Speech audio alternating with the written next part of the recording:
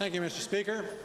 Yesterday, the Alberta Liberals released statistics on sick leave at Alberta Health Services through FOIP, which shows that the number of United Nurses of Alberta members, AUPE, Auxiliary and Health Sciences Association of Alberta members on long-term disability in Alberta Health Services has doubled or more in the last 3 years, and so have the costs.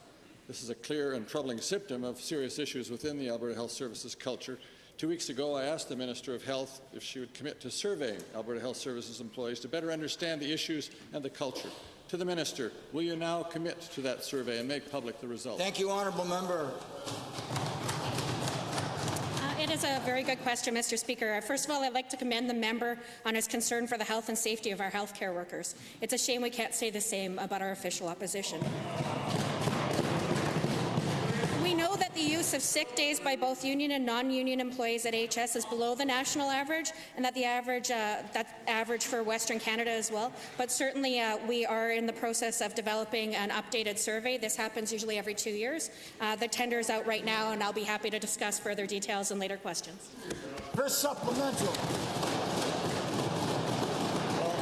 Our rates may be comparable, Mr. Speaker, but they've doubled or tripled in the last 3 years. I think that bears some serious investigation.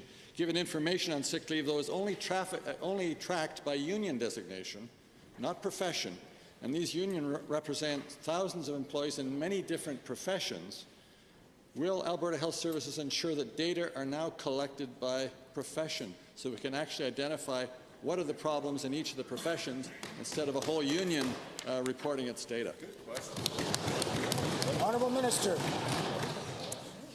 Thanks again, Mr. Speaker, and I do commend the member for acknowledging employees that have long-term disabilities have legitimate health concerns that have been assessed and identified by physicians. And yes, the number of nurses that have been assessed for long-term disability did grow substantially during the previous government, and that trend did continue for the first year of this government.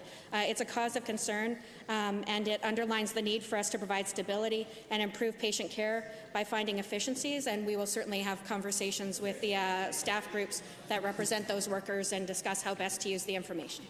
Second supplemental. Thanks, Mr. Speaker.